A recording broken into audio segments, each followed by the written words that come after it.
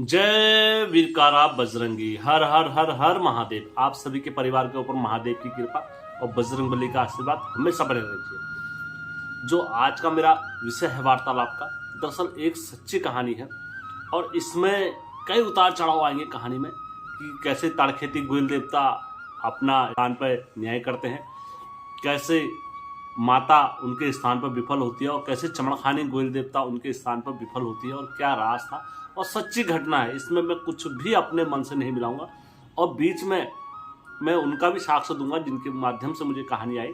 लेकिन आग्रह है कि उनका विनम्र निवेदन था कि ये कहानी को, इसमें किरदार और जो भी है सब लुप्त और काल्पनिक रहने चाहिए, क्योंकि ये किसी व्यक्ति विशेष के जीवन से संबंधित है। इसलिए ये कहानी पे आप थोड़ा पर्दा ही रखना। तो दोस्तों, हमेशा की तरह कहानी में आगे बढ़ने से पहले मेरे चैनल का इंट्रो।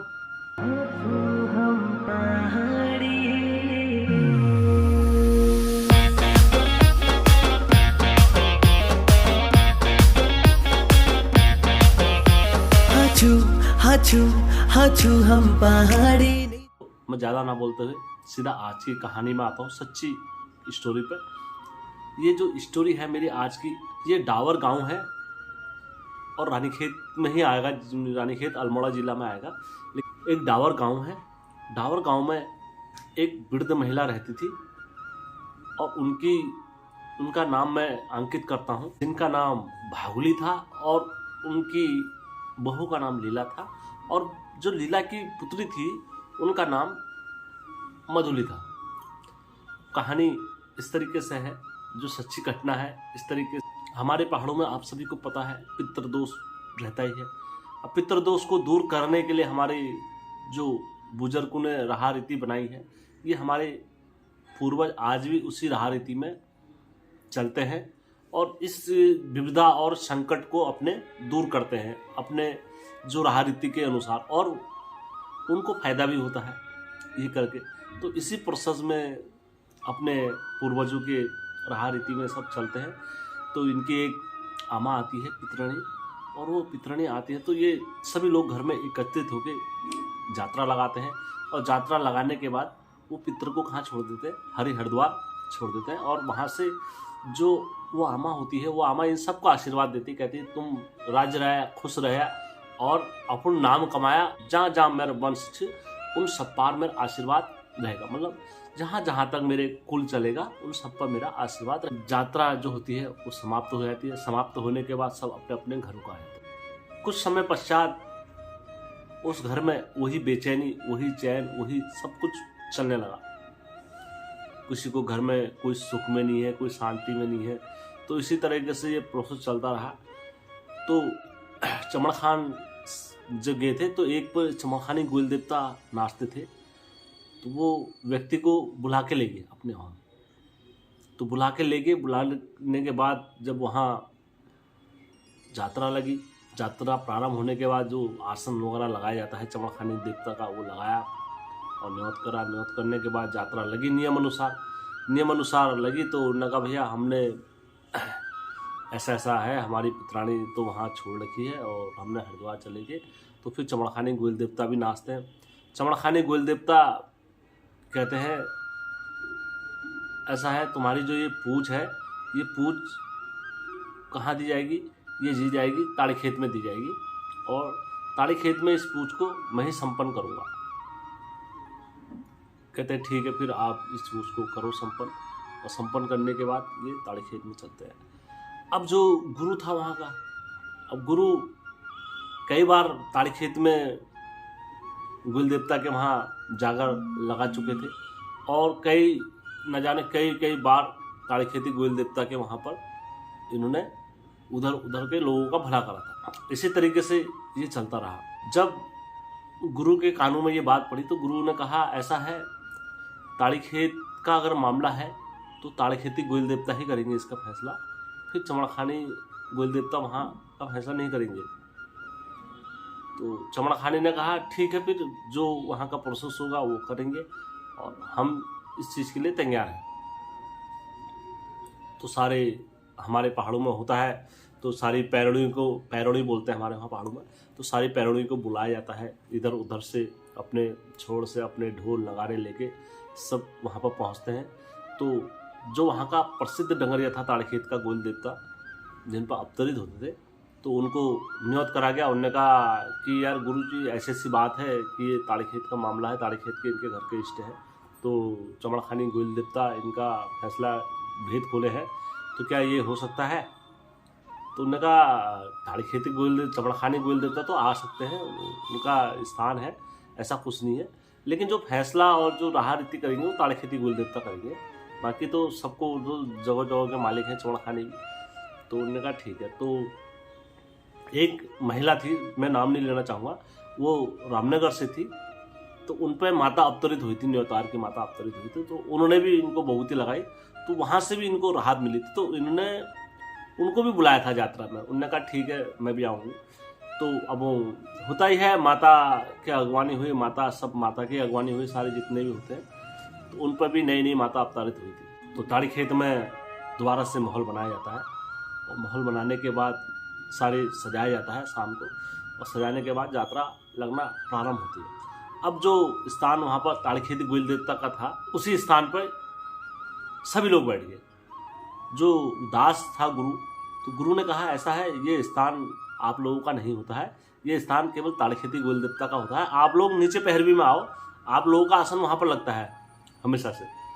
तो उन्होंने कहा नहीं नहीं, यहाँ पर तो हमारा ही आसन लगेगा, और यहाँ पर तो मैं तो जो इस पर न्योतार के माता आती थी, उन्होंने कहा ये तो आसन मेरा है और मैं बैठूंगी, यहाँ पर मेरा माता हूँ, मैं जगत भवानी हूँ, इस टाइप से करके वो बैठ गई आसन में। अब चमड़खानी गोविंद देवता जिस पर अवतारित होते थे उनसे भी बोला, तो उन्होंने कहा नहीं नहीं, मैं भी भैया, मैं तो गोयल तो एक ही होता है, गोयल मैं तो यहीं बैठूंगा, मेरा आसन यहीं पर है, तो वो भी वहाँ बैठ गई।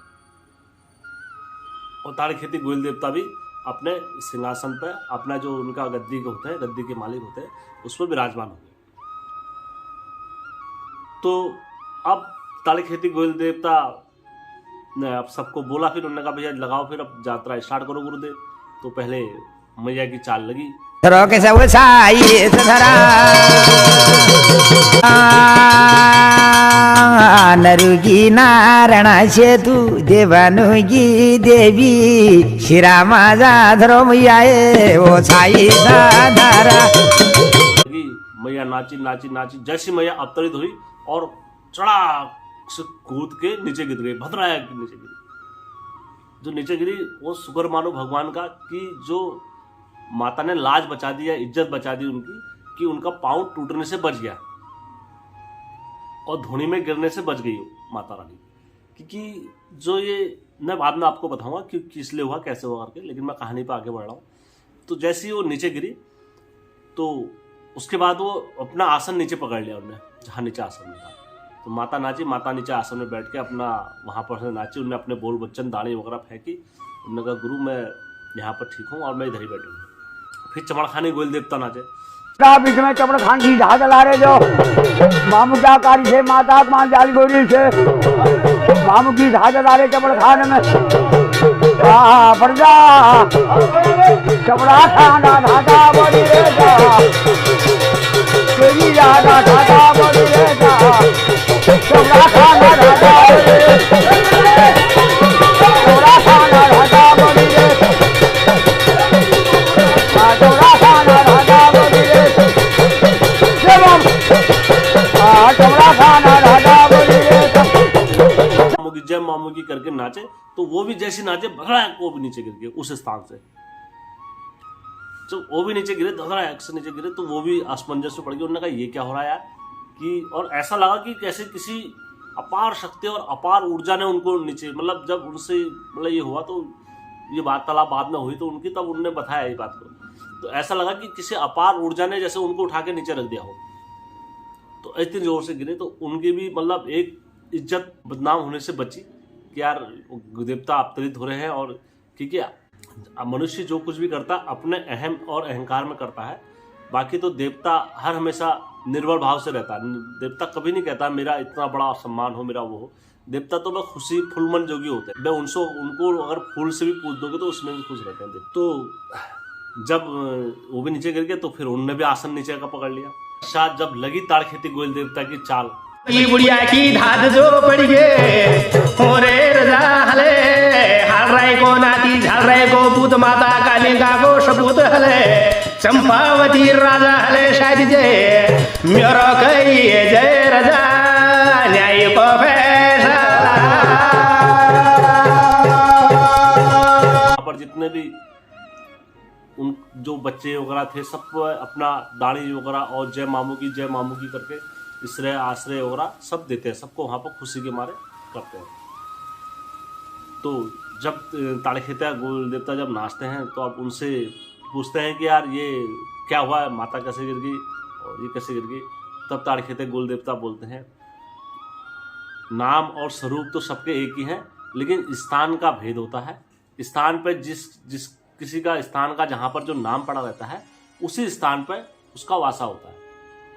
ताड़खेती गोल देवता ने बोला, उन्होंने कहा हम एक ही बांस की डाली है, एक बांस की फूल है, एक बांस का सब कुछ है, लेकिन भेद मेरे को यहाँ पर मेरे को न्याय करने का अधिकार दिया है मेरे मामू ने, तो मैं यहाँ पर उसी तरीके से अपना इंसाफ करता हूँ और मेरे स्थान पर राजा के गद्दी पर कोई दूसरा बैठ जाएगा वो कभी संभव नहीं हो सकता कि हर किसी के लिए है ये संभव।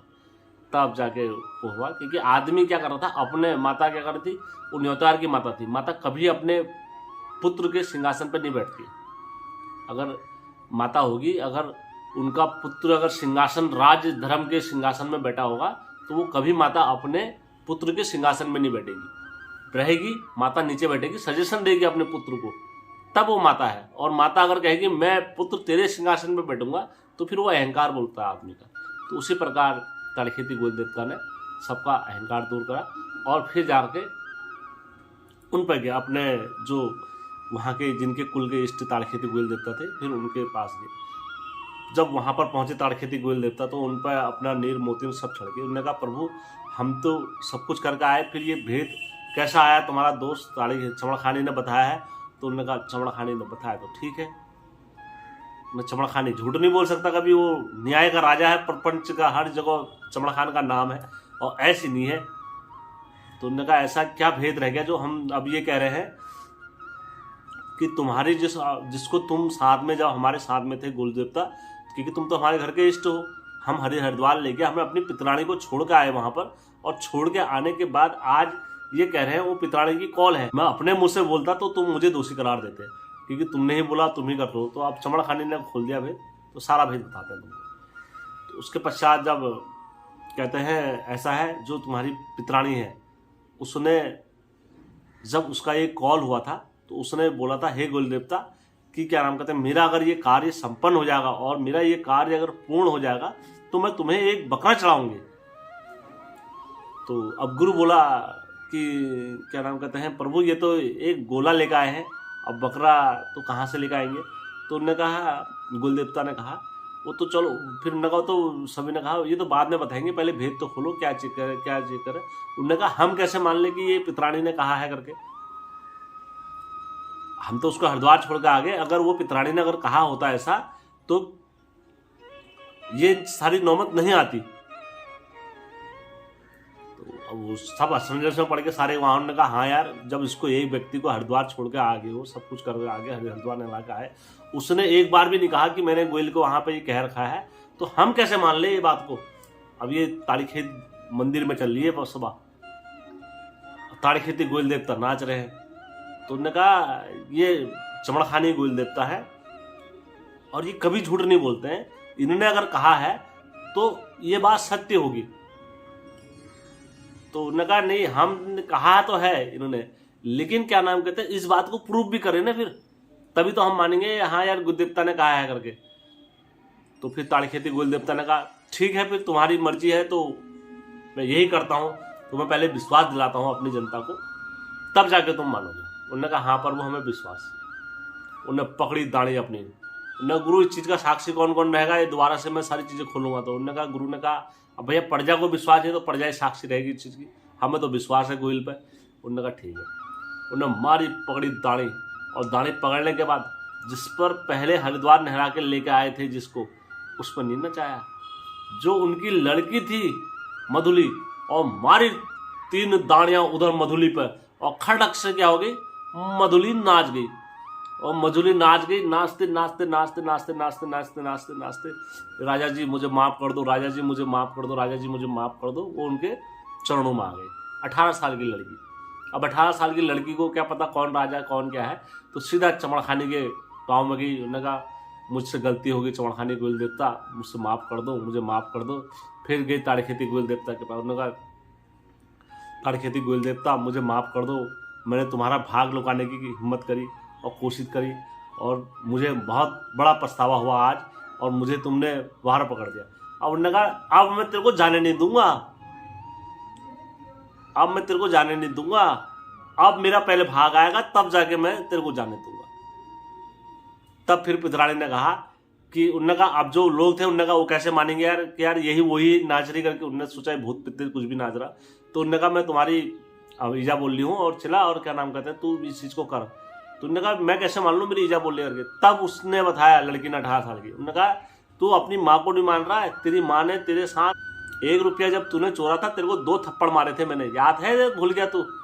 तो खट से उसको याद आ गई। उन्होंने कहा ईजा मुझको सब याद आ गया, ईजा जैसा कहेगी मैं वैसा करूंगा। अब क्योंकि ये बात बुढ़े बुड्ढू की बात चल रही है, अब वो भी तो बुढ़े हो गए थे।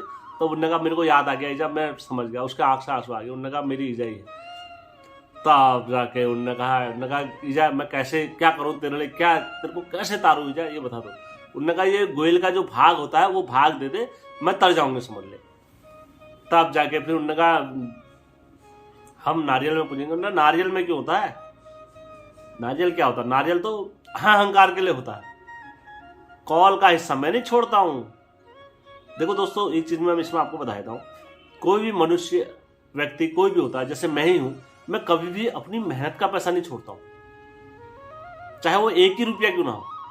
और अगर मुझे भगवान से गॉड गिफ्ट अगर पैसा मिला होगा तो वो पैसा मैं इधर उधर दान नहीं दे दूंगा, तो वो मेरा अपना वो चीज है। लेकिन अगर मैंने मेहनत करके अगर 1 दिन की दिहाड़ी कर रखी है वो पैसा नहीं छोड़ेगा। तो वैसी जब मैं समझ क्या समझाऊं, कैसे समझाऊं आपको, मैं एक सीधा उदाहरण दे रहा हूं दोस्तों। कभी भी कोई चीज हमारी पीढ़ी दर पीढ़ी चलते हुए आ रही है, जैसे किसी के घर में औलाद नहीं हो रही है, न जाने वो किस व्यक्ति का शराब है और किस व्यक्ति का दोष है और किस व्यक्ति ने अपनी फील्डिंग बैठाई है कि जिस हिसाब से वो तुम्हारे घर में वो दोष को काट ही नहीं पा रहे हैं और वो वहां तक कोई पहुंच ही नहीं पा रहा है।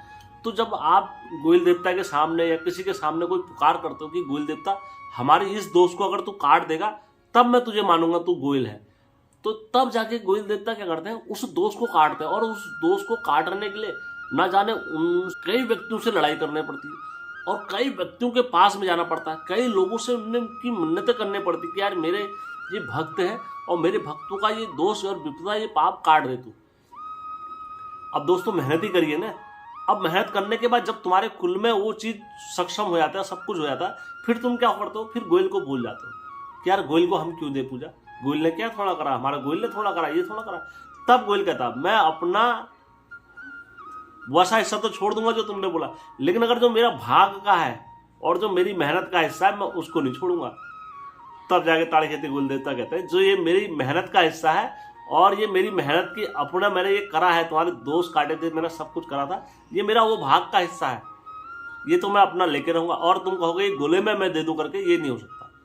बकरा तो बकरा। उन्होंने कहा अब आज के टाइम में चलता है दोस्तों, उन्होंने कहा बलि प्रथा है पा।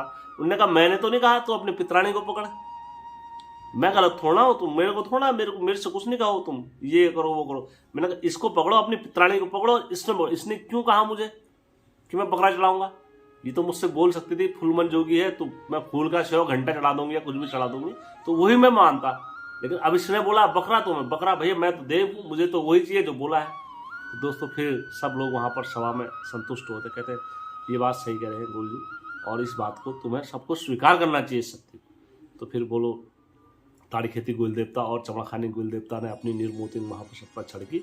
अब दोस्तों एक चीज़ और, ताड़ी खेती गोयल देवता और चमड़ाखानी गोयल देवता में अंतर ये होता है दोस्तों, जो चमड़ाखानी गोयल देवता जो पगड़ी पहनते हैं वो सपाट पहनते हैं, ऐसे और ऐसे पहनेंगे, सपाट पगड़ी पहनेंगे।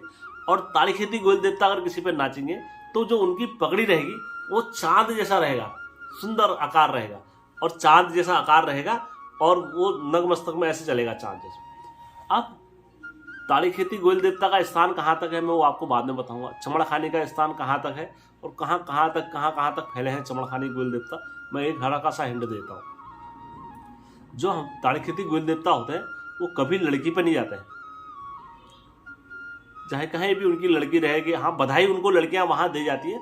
अगर उनकी लड़की ने अगर किसी को उनको पुकारा या कुछ भी करा तो तब भी ताड़ीखेती गोयल देवता लड़की पे नहीं जाते हैं और वो उनकी रक्षा करते हैं। रक्षा करने के लिए चले जाएंगे लेकिन नाचेंगे नहीं।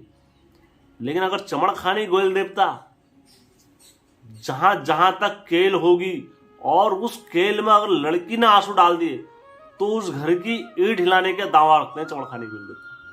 और जहां जहां तक लड़कियां पहुंच जाती हैं और उनके उसमें एक आंसू पड़ने चाहिए बस, तो चमड़खानी गोयल देवता उस घर की पूरी ईंट हिला के रख देते हैं। ये चमड़खानी गोयल देवता की ताकत है और ये केल है उनकी, ऐसे चलती है। चमड़खानी गोयल देवता जहाँ जहाँ उनका स्थान भी नहीं रहता है, ये वहाँ भी पहुँच जाते हैं अपने भक्तों को इंसाफ दिलाने और अपनी लड़कियों को, क्योंकि चमड़खानी गोयल देवता बड़े ही खतरनाक बोले जाते हैं, खतरनाक राजा बोले जाते हैं।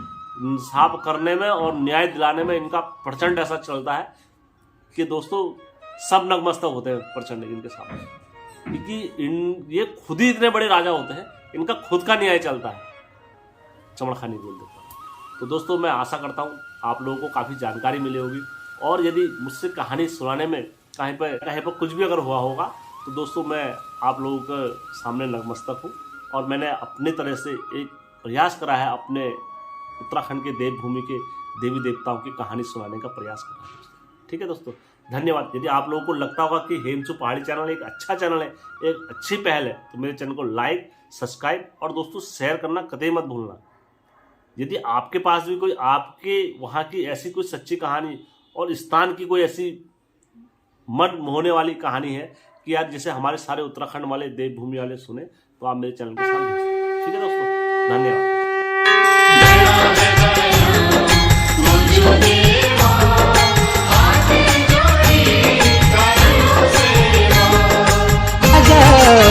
जो देवा सुनी लियो विनती आज, छत्र छाया तुम्हारी देवा मने बतायास, छत्र छाया तुम्हारी देवा मने बतायास।